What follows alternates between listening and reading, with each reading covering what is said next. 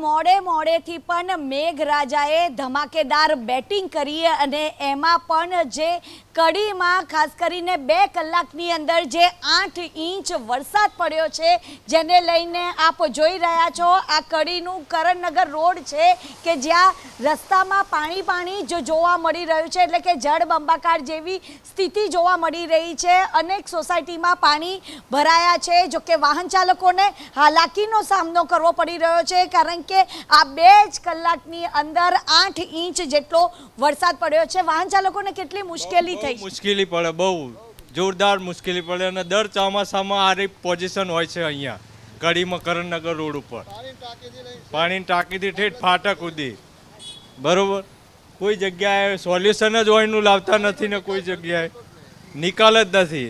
ખાલી 15-20 મિનિટ પડે વરસાદ તોય અહીંયા પાણીની મુશ્કેલી થઈ જાય છે સાધનો વાળાને।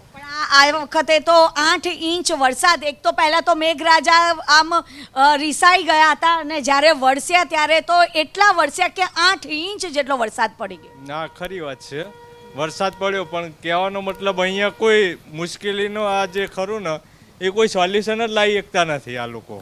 ભાઈ, કેટલી મુશ્કેલી પડે છે? મુશ્કેલી એટલે બેન, એક સાધનોના અવર જવર માટેની તકલીફ પડે છે, બાળકોને સ્કૂલ જવા માટેની તકલીફ પડે છે, પછી અહીંયા દુકાનોવાળા છે એમને કોઈ ધંધા માટે સવારે આવવું હોય તો પણ તે આવી શકતા નથી, દુકાનોમાં પણ પાણી ઘૂસી જાય છે, દુકાનદારોને પણ ધંધાવાળાને પણ નુકસાન પડે છે બેન।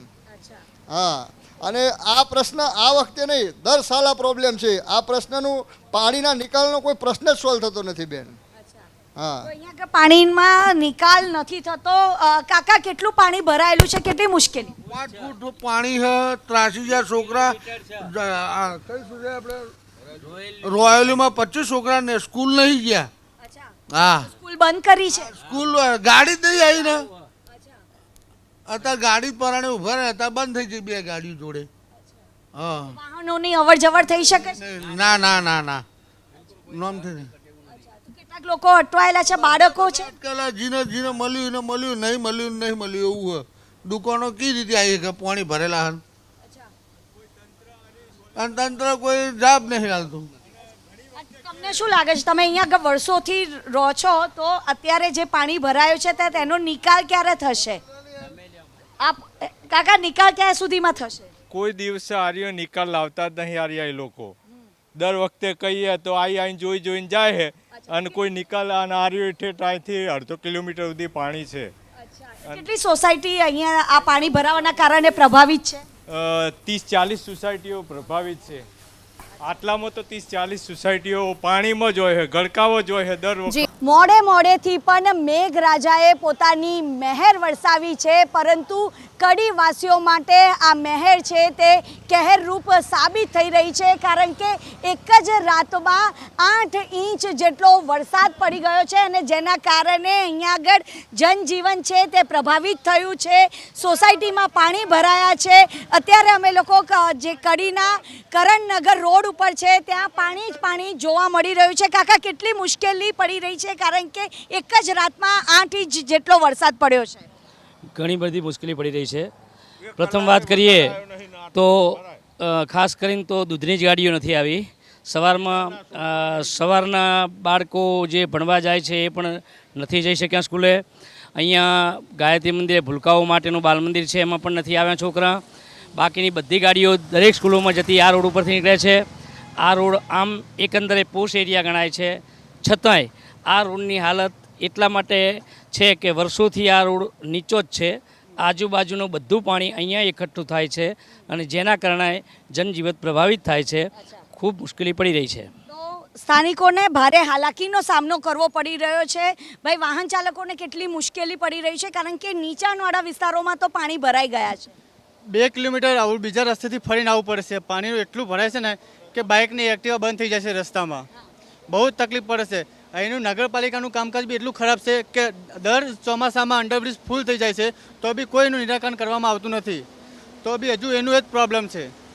એક રાતના 16 ફૂટ અંડરબ્રિજ ફૂલ થઈ ગયો છે પાણીથી, એટલે 2 કિલોમીટર અવરું ફરીને આવવું પડે છે મારે રોજ। ડેલી આજ મારો રસ્તો છે જોબ જવા માટે। જે એક જ રાતમાં જે પડેલા વરસાદના કારણે જે કડીના સ્થાનિકો છે તે ત્રાહિમામ પોકારી ઉઠ્યા છે, કારણ કે 8 ઇંચ જેટલો વરસાદ વરસ્યો છે. જો કે મહેસાણા જિલ્લાના 10માંથી 5 તાલુકામાં સાર્વત્રિક વરસાદ છે તે વરસ્યો છે, પરંતુ કડી શહેરની જો વાત કરવામાં આવે તો કડીમાં એક જ રાતે 8 ઇંચ વરસાદ પડવાના કારણે જે કરણનગર રોડ છે કે જ્યાં આગળ પાણી જ પાણી જોવા મળી રહ્યું છે, જેના કારણે જે સ્થાનિકો અને વાહન ચાલકો છે કે જે ત્રાહિમામ પોકારી ઉઠ્યા છે. કેમેરામેન પ્રદીપસિંહ સાથે રાજલ બારોટ, ABP અસ્મિતા, કડી. કડી શહેરની અંદર મોડી રાતે 8 ઇંચ કરતાં વધુ વરસાદ ખાબક્યો છે, જેના કારણે અંડરપાસ પાણીમાં ગરકાવ થયા છે, જેના પગલે મુખ્ય રસ્તા ઉપર ટ્રાફિક જામના દ્રશ્યો જોવા મળ્યા છે. આપણે હું બતાવવા જઈ રહી છું કડી શહેરના આ દ્રશ્યો છે કે જ્યાં લાંબુ ટ્રાફિક જામ જોવા મળ્યું છે. આપ દ્રશ્યો જોશો, લાંબી કતારોમાં કલાકોથી વાહન ચાલકો હેરાન થઈ રહ્યા છે, કારણ કે જે રીતે લાંબુ ટ્રાફિક થયું છે ને ટ્રાફિકમાં મોટી સંખ્યામાં વાહનો ફસાયેલા જોવા મળે છે. આ રીતે દ્રશ્યો જોવા મળે છે.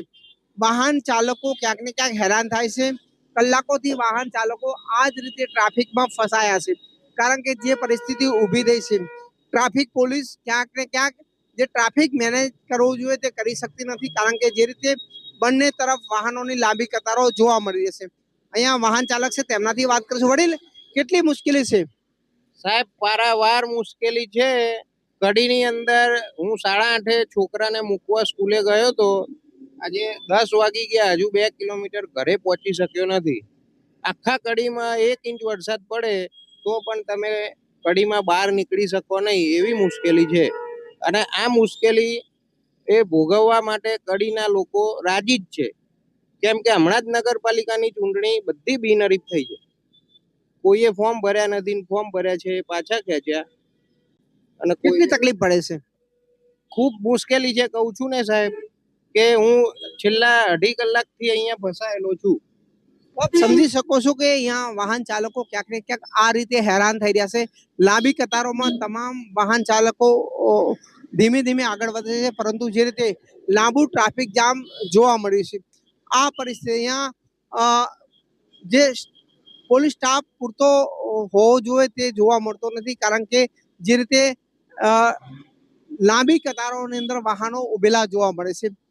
પહેલા જ વરસાદે કડી શહેરની અંદર લાંબુ ટ્રાફિક જામ થયું છે, કારણ કે જે રેલવે અંડરપાસ છે તે પાણીથી ભરાઈ ગયા છે, જેના કારણે લોકો વારંવાર હેરાન થઈ રહ્યા છે.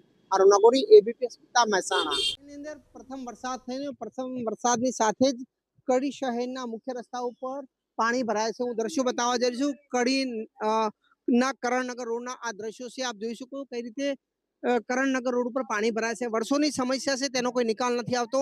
મારી સાથે રાજુભાઈ છે, નગરપાલિકાના પ્રમુખ છે. રાજુભાઈ, વર્ષોની સમસ્યા, આ જ પરિસ્થિતિ, કોઈ તેનો નિકાલ નહીં, લોકો પરેશાન છે, કેમ આ પરિસ્થિતિ ઊભી થઈ છે? હું તો લગભગ આ 19 એટલે નવી બોડીમાં જ બેઠો છું, અને મને લગભગ 1.5 મહિનો જેવું થવા આવ્યું. આજે 19 તારીખથી ગણો ને તમે. એટલે અમે પ્રયત્ન તો કરીએ, જ્યારથી અમે બેઠા ત્યારથી વરસાદની પ્રી મોન્સૂનની કામગીરી અમારી ચાલુ જ છે. આગળ અહીંથી જે પાણી જાય છે બધી ગટરો પણ અમે સાફસૂફ કરી છે. અહીંથી પણ પાણી જાય છે ગટરો. હમણાં 4 મહિના પહેલાં જ નગરપાલિકા પહેલાં આખો રોડ ભરાતો હતો. 4 મહિના પહેલાં જ હમણાં એક પાઇપલાઇન નાખી છે, અને બીજી પાઇપલાઇનનું પણ અમે આજે GUDCમાં કામમાં લઈ લીધું છે. મને ખ્યાલ છે ત્યાં સુધી 2 મહિનામાં અહીંયા પણ વરસાદી પાણીની ગટરની લાઈન નવી નંખાઈ જશે. છેલ્લા 10 વર્ષથી આ જ પરિસ્થિતિ છે. 10 વર્ષથી દર વખતે આ જ વાયદા અપાય છે કે ગટર લાઈન નખાય છે, કામ થાય છે, પણ થતું નથી. જ્યારે પણ વરસાદ આવે ત્યારે આ રોડની આ જ પરિસ્થિતિ. કેમ કોઈ નક્કર પગલાં લેવાતા નથી? અમે પણ ચોક્કસ લઈશું નક્કર પગલાં. તમે જ કહેવા આવશો, અમે ચોક્કસ લઈશું નક્કર પગલાં. અને અમે આ વરસાદી અમને પણ પોતાને ચિંતા થાય, કારણ કે કડીનો સૌથી નીચાણવાળો જ વિસ્તાર છે, અમને ખ્યાલ છે. એટલે અમે આની પાછળ જ છીએ, અને બને એટલું ઝડપી કરી દઈશું. સાહેબ, ગટરના ઢાંકણા ખુલ્લા છે. અત્યારે 2 લોકો ગટરના ઢાંકણામાં પડ્યા. એકનો હાથમાં ફ્રેક્ચર થયું છે, એકને પગમાં વાગ્યું છે. પાલિકા કમસે કમ ઢાંકણા ખુલ્લા હોય તો ત્યાં તો એનું કોડાઉન કરે, અથવા કોઈ સંકેત આપે કે ત્યાં ઢાંકણું ખુલ્લું છે.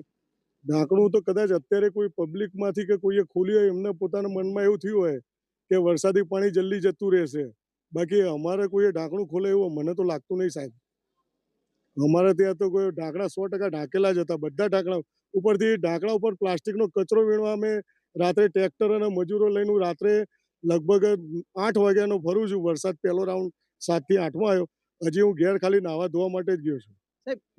તમારા મતે આ સમસ્યા કેટલી મુશ્કેલ, કારણ કે આ સમસ્યા વર્ષોની છે, તમે શું માનો આ કેટલી ભયાનક સમસ્યા છે? એટલે નીચાણવાળો વિસ્તાર છે એટલે સમસ્યા તો છે જ, પણ અમે આગળ પણ પાણીની પાઇપલાઇન નાખી છે. એક આગળ કૂવો છે, કૂવામાં પણ જોઈન્ટ આપ્યું છે અને અહીંયાથી પણ અમે નવો પોઈન્ટ મૂકી અને અહીંથી આગળ પાણી જાય છે. એ 4 ફૂટનો પાઇપ છે, પણ અમે આજે પણ સવારે ત્યાં જોવા ગયા હતા અને આ પાણી બધું સાપર તળાવમાં જાય છે.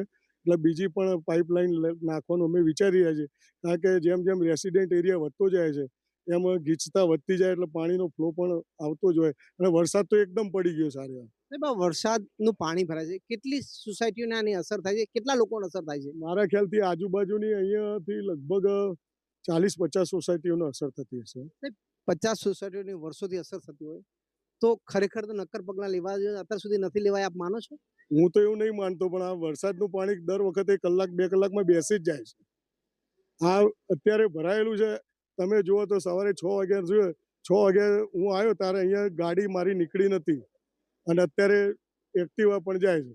એટલે દરેક વખતે દરેક જગ્યાએ આવું થતું હોય, પણ 2 કલાક તો ટાઈમ પાણી ઉતરવામાં થાય, કારણ કે આટલા મોટા એરિયાનું પાણી 4 ફૂટના પાઇપમાંથી જાય છે. વરસાદ રોકાય કેટલા વાગે વરસાદ બંધ થયો? 6 વાગે બંધ થયો. અત્યારે સાહેબ કેટલા 11:30 વાગ્યા છે. એટલે 4 કલાક તો જેવું થાય છે ઉતરવામાં. દર વખત થાય, 2-4 કલાક તો ઉતરવાનું થાય. અને બીજું શું થાય કે કચરો ભરાયેલો હોય એટલે કચરો નગરપાલિકાની ટીમ અહીંથી સાફ કરતી જ ગઈ છે. એટલે લગભગ 2 વાગ્યા સુધીમાં સાહેબ ઉતરી જ જશે.